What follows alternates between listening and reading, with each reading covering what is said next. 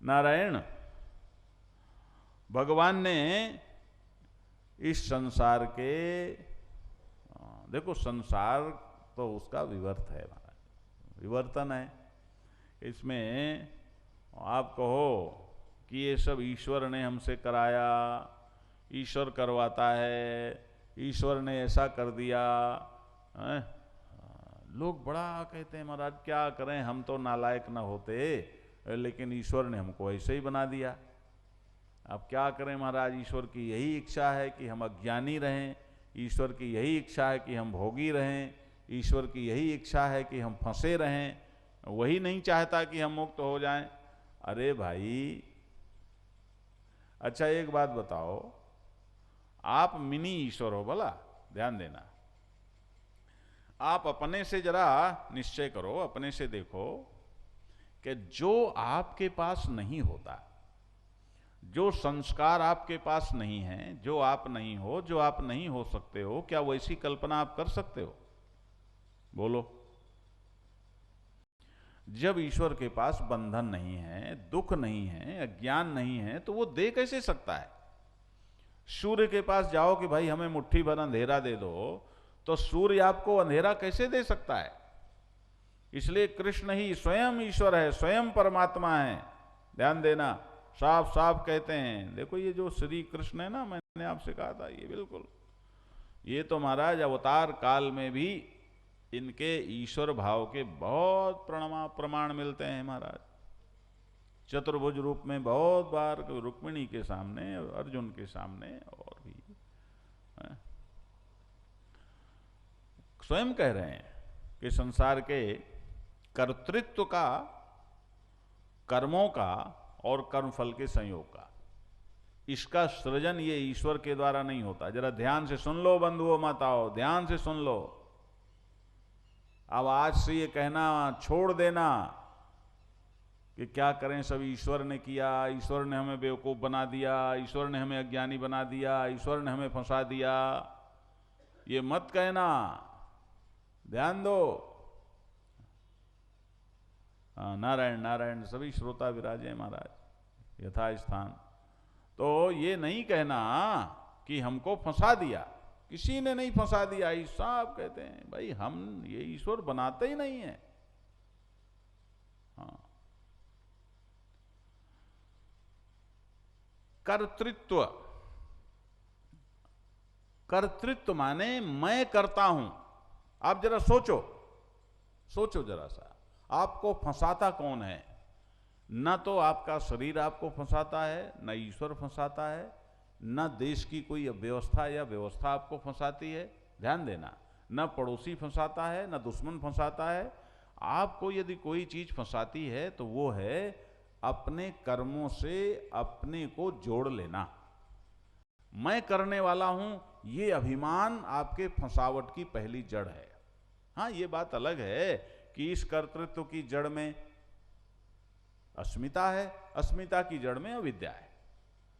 कि पहले तुम्हारे अंदर अपने स्वरूप का अज्ञान होता है, नासमझी होती है, फिर तुम्हारे अंदर शरीर में देहाभिमान होता है, और फिर तुम जो भी करते हो उसका अपने को अभिमानी बना लेते हो। तो अब ये जो नासमझी है, ये ईश्वर कैसे बनाएगा? मैं आपसे पूछना चाहता हूं, किसी से पूछना चाहता हूं, कैसे ईश्वर बनाएगा? इसकी रचना ईश्वर करेगा क्या? इसकी रचना होती भी है क्या? इसका कोई अस्तित्व भी है क्या? बोलो। बेवकूफी का क्या अस्तित्व है? अज्ञान का क्या अस्तित्व है? नेगेटिविटी का अस्तित्व क्या है? बोलो।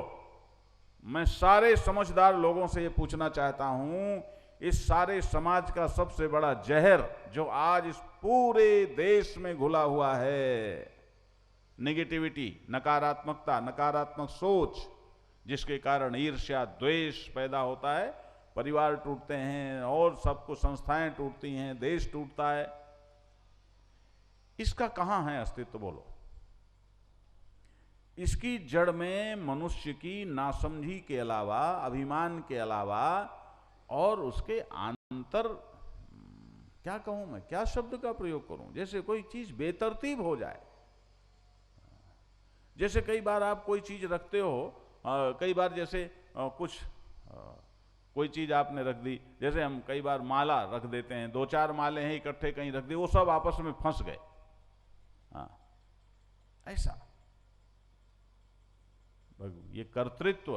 कब भगवान ने आपको कर्ता बनाया? कब कहा भगवान ने कि तुम कर्ता बन जाओ? बोलो। कर्तृत्व अहंकार विमूढ़ात्मा कर्ता हमिति मन्यते।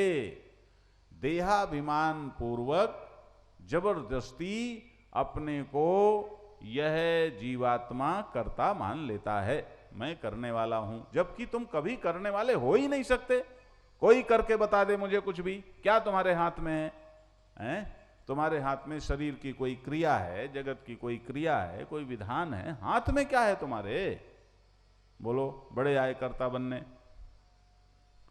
इसलिए नारायण भगवान का नाम लेकर के लोग ये बहुत कहते हैं, बहुत मैंने सुना, अरे महाराज ईश्वर के बिना तो पत्ता नहीं हिलता। ये सच है कि ईश्वर के बिना पत्ता नहीं हिलता, लेकिन इसका अर्थ है कि ईश्वर का अस्तित्व ही सर्वत्र है, उस अस्तित्व में ही हिलना डुलना होता है, ये अर्थ है उसका। उसका अर्थ ये नहीं है कि ईश्वर कुछ करता है। ध्यान देना। अच्छा चलो करता है, लेकिन कर्तृत्व यहां कर्तृत्व की बात है, मैं करने वाला हूं, ये अभिमान तो उसमें ही होगा ना जिसमें बेवकूफी होगी, जिसमें नासमझी होगी। फिर आप कहोगे आप बेवकूफ बहुत कहते हो। जबरदस्ती तुम अपने को पंच बना लेते हो, मालिक बना लेते हो, तुम्हारा कुछ है नहीं, तुम्हारी कोई क्षमता नहीं, कोई औकात नहीं, कोई करने का सामर्थ्य नहीं, कहीं अधिकार नहीं, अपनी पलकों में अधिकार नहीं है, अपनी सांसों में अधिकार नहीं है, अपने शरीर के अंदर की क्रियाओं में अधिकार नहीं है, अपने दिल की धड़कन में अधिकार नहीं है। सब कुछ सहज भाव से अपने आप चलता है, प्राकृत रूप से। वो कर्तृत्व की बात करते हैं। कर्तृत्व, ये कर्तृत्व केवल नासमझी है, और यही तुम्हें फंसाता है। सारे फसाद की जड़, सभी दुखों की जड़, सारे पापों की जड़ कर्तापने का अभिमान है, मैं करने वाला हूं, ये है। और इसी में सभी अकड़े हैं कि नहीं अकड़े हैं? बोलो। दोस्ती को तोड़ने वाला कौन? अभिमान। मैं करता हूं, ये खुद कह रहे हैं, कोई नहीं करता। मैंने ये किया, मैंने ये किया। इसलिए भगवान कहते हैं न कर्तृत्वम। अच्छा तो कर्तृत्व तो नहीं बनाते हो बाबा, तो कर्म तो बनाते हो? कि नहीं, मैं कर्म भी नहीं बनाता, भगवान ने कर्म नहीं बनाया। ये कर्म भी नारायण ईश्वर की रचना नहीं है। न कर्मफल संयोगम, ये कर्म और कर्मफल का जो संयोग है कि ये कर्म हुआ तो कर्म से, अब देखो ये कैसे होता है। अब ज्यादा समय नहीं रहता कि ज्यादा व्याख्या करें। दरअसल जब कर्म में कर्तृत्व जुड़ जाता है तो मीमांसा के अनुसार उससे अपूर्व निर्मित होता है, और फिर वो अपूर्व फल देता है। ध्यान देना।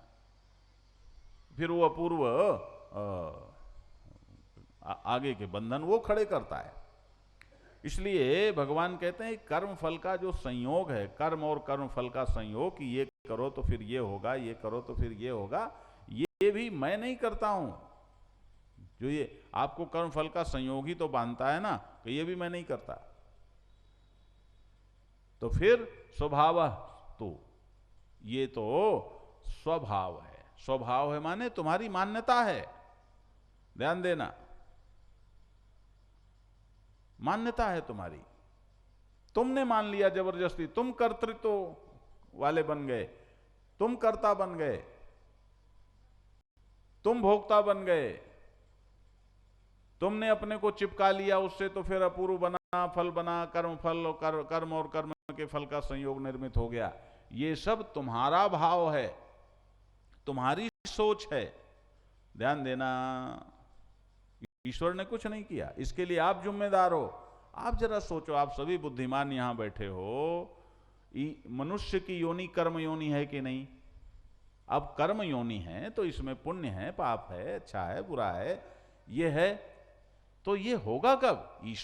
ईश्वर यदि रचना करे, आप जरा सोचो, यदि ईश्वर इनका रचयिता है तो फिर ईश्वर किसी को पापी, किसी को पुण्यात्मा कैसे बनाएगा? बोलो। फिर तो पक्षपाती हो जाएगा, फिर तो बेईमान हो जाएगा। फिर तो ईश्वर का ईश्वरत्व ही बाधित हो जाएगा, फिर तो पूजने योग्य क्यों रहेगा? बोलो। इसलिए बहुत सीधी सी बात है, वो साफ कहते हैं जो लोग, देखो इसीलिए मैं कहता हूं नास्तिकों को मेरी सभा में जरूर, यहां इस गीता की सभा में जरूर आना चाहिए। कई इन्हीं बातों के कारण, सुनी सुनाई बातों से लोग ईश्वर की अवधारणा बना लेते हैं, है ना। सुनी सुनाई बातों से, भीड़ें देख करके, लोगों को देख करके, और तमाम तरह के जो धर्म को ठगने वाले, खाने वाले, धर्म का धंधा करने वाले लोग हैं, उनको देख करके जो स्वच्छंद चेता, स्वतंत्र चेता बुद्धिजीवी हैं, वो अपनी धारणा बना लेते हैं और वो ईश्वर को लगते हैं गाली देने, ईश्वर को लगते हैं नकारने। अरे ईश्वर ने ये किया, ईश्वर कहाँ है, ईश्वर हो ही नहीं सकता, ईश्वर होता तो ऐसा कैसे करता। अरे भाई ईश्वर है, लेकिन तुम जरा जो शिकायत करते हो उस शिकायत की जड़ में जाओ, तुम गीता पढ़ो, फिर देखो। स्वभावः, ये तुम्हारा अपना भाव है, कर्म भी कर्म का कर्तृत्व भी तुम्हारा भाव है, और कर्म भी तुम्हारा भाव है, और कर्म का फल भी तुम्हारा भाव है। तुम उससे चिपकते हो तभी फल के भोक्ता बनते हो, और फंसते हो, रोते हो, हंसते हो, फंसे पड़े रहते हो। ध्यान देना। और स्वभावः का एक और मतलब समझ लो, कि स्वभावः का मतलब ये कि अपने आप ये तंत्र है, अपने आप तंत्र है ये सारा, जैसे कंप्यूटर अपने आप चलता है, जो उसकी व्यवस्था है उसके हिसाब से चलता है, कि इस व्यवस्था का अधिष्ठान परमात्मा है, लेकिन वो इसमें कुछ भी सब विशेष रूप से कुछ करने वाला नहीं है। न दत्ते कस्यचित् पापम न चैव सुकृतम विभो अज्ञानेनावृतम ज्ञानम तेन मुह्यन्ति जन्तवः। अब लो महाराज, कान खोल करके सुन लो, मुझे तो कहते हो बेवकूफ न कहो। अब यहां भगवान ने क्या कह दिया? जन्तवः, जन्तवः जंतु कह दिया हो, एनिमल। वैसे तो ये जो अंग्रेज लोग हैं ना, लोग बड़े पढ़ लिख जाते हैं ना महाराज, फिर तो वो ये नहीं कहेंगे, इसमें तो शर्माएंगे कि गीता में लिखा है। हाँ, गीता में लिखा है, किसी ऋषि ने ये कहा है, ये कहने में तो शर्माते हैं। क्या कहते हैं? अरस्तु ने कहा है, हाँ, सुकरात ने कहा है, कांट ने कहा है, शापनावर ने कहा है, ध्यान देना, यूंग ने कहा है। ये फिर विदेशी दार्शनिकों का नाम लेने में लोगों को लगता है कि लोग हमको जरा समझेंगे कि ये पढ़ा लिखा आदमी है। अरे बाबा, ये विदेशी दार्शनिक जो है ना, ये जितना इनको दर्शन का पता है, हमारे यहाँ का एक किसान भी उससे ज्यादा दार्शनिक। बुरा नहीं मानना, मैं फिलोसफी का स्कॉलर हूं, पूरे अधिकार के साथ कह रहा हूं। हमारे यहाँ के छोटे बच्चे को अभी कहो, किसी भी बच्चे को बुलाऊं और पूरे तत्व ज्ञान को तुम्हें सुनवा दूं, एक छोटा बच्चा कोई भी सारा ज्ञान तुम्हें यहीं सुना देगा। ध्यान देना, ये भारत है, ये जगत गुरु ऐसे नहीं था महाराज। यहां इसकी अपनी प्रतिष्ठा है, इसके रग रग में अध्यात्म है। ध्यान देना, रग रग में अध्यात्म है। मैंने एक दिन आपको बताया था ना, फिर बता देता हूं। एक बच्ची आत्महत्या करने जा रही थी, उसके घर में एक काम वाली थी, तो उसने सोचा ये जाए तो मैं आत्महत्या करूं। चलते चलते उसके मन में आया कि मैं जरा टीवी में कोई धार्मिक प्रवचन सुनूं। हाँ, अब ये मन में क्यों आया? क्यों आया? इसलिए आया कि वो भारत में पैदा हुई है। हमारे मौलिक संस्कार अध्यात्म विद्या के ही हैं। हमने हिंदी मां का दूध पिया है। ध्यान देना, हमारे अंदर, हमारे रग रग में दर्शन है। और उसने संयोग से वो टीवी खोला तो हमारा व्याख्यान आ रहा था, जो हमने भोपाल में नारायण कथा की थी, और वो लाइव हुई थी। और बस उसने मुझे फोन किया कि मैंने आपका पहला सेंटेंस ही सुना और आत्महत्या छोड़ी नहीं दी। जीवन भर आत्महत्या करने का प्रश्न ही पैदा नहीं होता। और जिनसे मुझे शिकायत थी, जिसके कारण मैं आत्महत्या करने जा रही थी, वो शिकायत भी मेरी समाप्त हो गई, उनके प्रति मेरा प्रेम पैदा हो गया है। लेकिन मैं यहां इसको मैंने इसलिए कोड किया इस उदाहरण को कि वो कहती है कि मैं कभी मंदिर नहीं गई, कॉन्वेंट की पढ़ी लिखी हूं, कभी मंदिर नहीं गई, कभी कोई ग्रंथ नहीं पढ़ा, किसी संत से नहीं मिली, कभी सत्संग में नहीं गई, लेकिन फिर भी जब शरीर छोड़ने का निश्चय किया तो उसके ख्याल में आया कि मरते मरते मैं एक धार्मिक प्रवचन सुन लूं।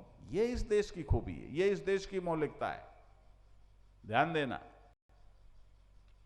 तो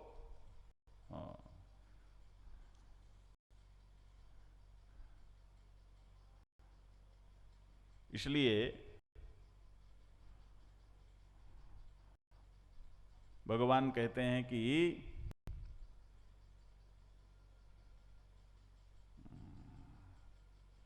सब कुछ अपने आप चलता है, जैसी व्यवस्था है स्वभावस्तु प्रवर्तते, वैसे चलता है। न दत्ते कस्यचित् पापम न चैव सुकृतं विभो अज्ञानेनावृतं ज्ञानं तेन मुह्यन्ति जन्तवः। जन्तवः, ये जंतु,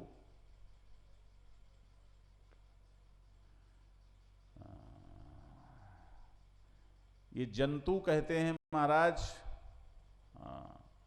जंतु की बात थी। आज दरअसल ये ध्वनि तंत्र थोड़ा विक्षेप कर रहा है ना। कोई बात नहीं, आप लोग मस्ती से सुनो, कहीं भी जाएं, कुछ भी करें, है तो वही बात तो वही है। तो विदेशी दार्शनिक ने जरूर कहा, man is a social animal, कि ये एक मनुष्य एक सामाजिक पशु है। एनिमल तो पशु ही कहेंगे ना, प्राणी है कह दो। यहां भगवान जंतु कहते हैं। जंतु के जंतु कौन है? कि जंतु वो है जिसने केवल देह के अभिमान में रहना सीखा है। मैंने आपसे कई बार कहा है कि पशु में और मनुष्य में यदि कोई अंतर है तो एक ही अंतर है, विचारशीलता का। यदि बॉडी कॉन्शियसनेस की दृष्टि से हम देखें तो पशु में और मनुष्य में कोई फर्क कैसे आप करेंगे बोलो? केवल बनावट का अंतर है, बस केवल बनावट का अंतर है और कोई अंतर नहीं है। बल्कि पशु अधिक प्राकृत है, पशु ज्यादा नेचुरल है, ज्यादा ठीक है, ज्यादा स्वस्थ है, ज्यादा सहज है। कोई पशु आपको बेईमान नहीं मिलेगा, कोई पशु विश्वासघाती नहीं मिलेगा, कोई पशु चोर नहीं मिलेगा। महाराज पशु चोर तो खैर हो ही नहीं सकता, उसको ज्ञान ही नहीं है कि मेरे तेरे का है। लेकिन कोई पशु विश्वासघाती मिलेगा, कोई कृतज्ञ मिलेगा? नहीं मिलेगा बाबा। इसलिए मैंने पहले भी कई बार कहा है, अपने स्वरूप का बोध प्राप्त किए बिना मनुष्य इस सृष्टि का सबसे खतरनाक जानवर है। जानवर है। जिसने अपने स्वरूप का बोध प्राप्त नहीं किया, अध्यात्म विद्या संपन्न नहीं है, वो मनुष्य ही हो नहीं सकता, जिसे मनुष्य कहते हैं। इसलिए भगवान ने कहा कि ये जो जंतु जैसा है, देहाभिमानी है,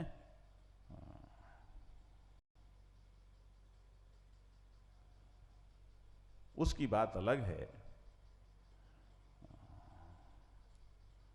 और जो ज्ञानी है, जो समझदार है, जो अपने स्वरूप में जागा है, उसकी बात अलग है। जो परमात्मा कैसा करता है? विभु न कश्चित पापम च न सुकृतम एव आदत्ते।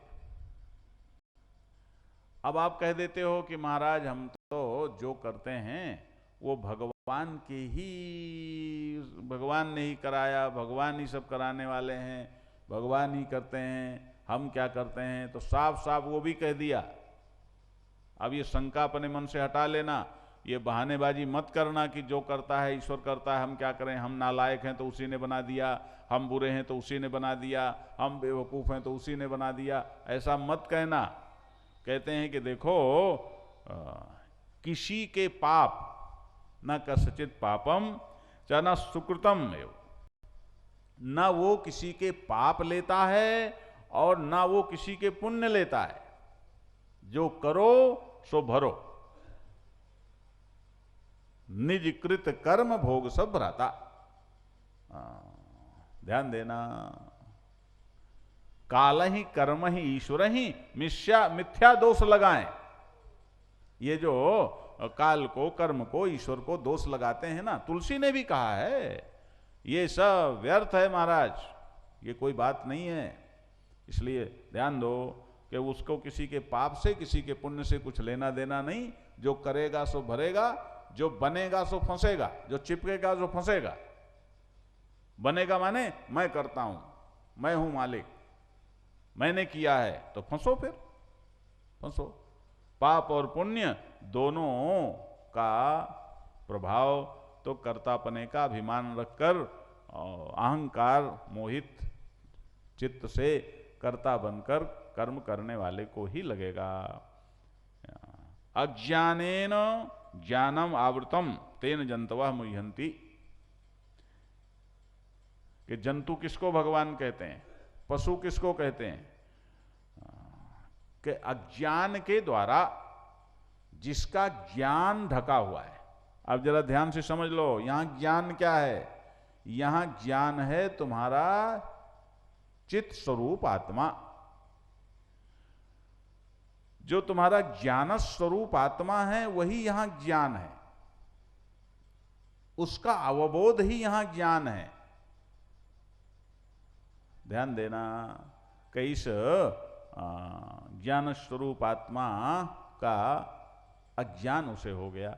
अब मजे की बात देखो कि ज्ञान का अज्ञान, अरे भाई प्रकाश को अंधकार कैसे ढक लेगा?